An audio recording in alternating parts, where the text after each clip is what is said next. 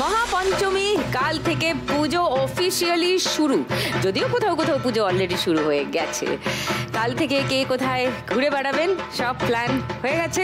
কি কি খাওয়া হবে, কি কি পরা হবে, কোন জামার সঙ্গে কোন গয়না, এভরিথিং ডান। গোটা পুজো সবাই ঘুরবে, আর কেউ কেউ আছেন গোটা পুজো এক জায়গাতেই থাকবেন। যারা ঘুরছেন তাদের জন্য সেই রকমই চার মা লক্ষ্মীকে নিয়ে খেলবো আজকের পঞ্চমীর বিশেষ পর্ব। Please welcome.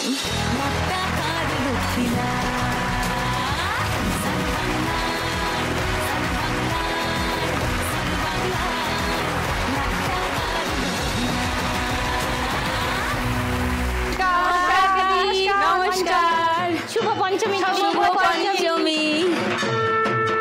একটু আলাপ করি সবার সঙ্গে ছোট ছোট করে। সুতপা। নমস্কার সুদীপ্তাদি, আমি ক্যানিং বাসন্তী সুন্দরবন থেকে আসছি। আমার নাম সুতপা বিশ্বাস।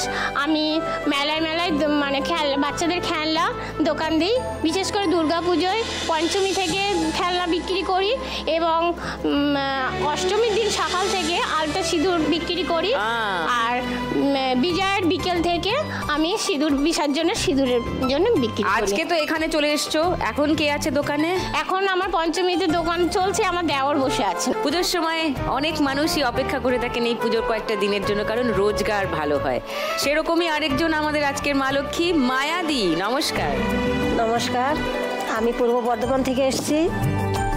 এটা পারুলিয়াতে আমি বাদামের দোকান দেই। আচ্ছা, এখানে পূজাতে 5 দিন বসি।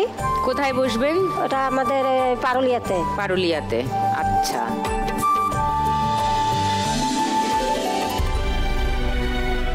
বাদামের সঙ্গে একটু পাঁপড়ও থাকে।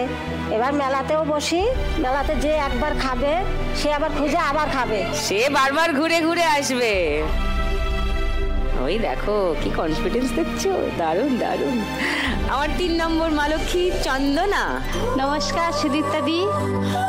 নমস্কার। আমি সুন্দরবন বিবেকানন্দপল্লী থেকে আসছি। ও, আমি দুর্গাপুজোর মেলাতে বেলুন বিক্রি করি। বাহ।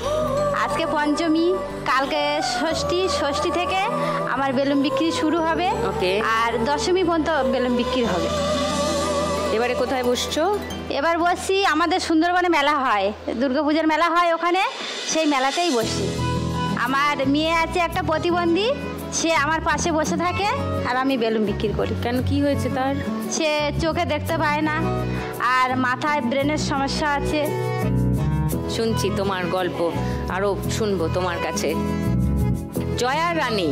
নমস্কার। নমস্কার দিদি, হাওড়া আমতা ধাইপুর থেকে এসেছি। ও, জয়া রানী দে।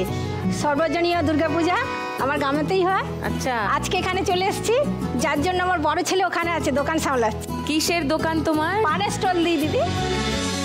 চারজনই খুব সুন্দর, নিজের নিজের কাজ করে। আর পুজোর দিনে, উৎসবের দিনে সবাই যখন ঘোরে, তোমরা তখন বিক্রি বাটায় ব্যস্ত থাকো, তাই না? এই খেলাটা দেখার সময় হয় তোমাদের?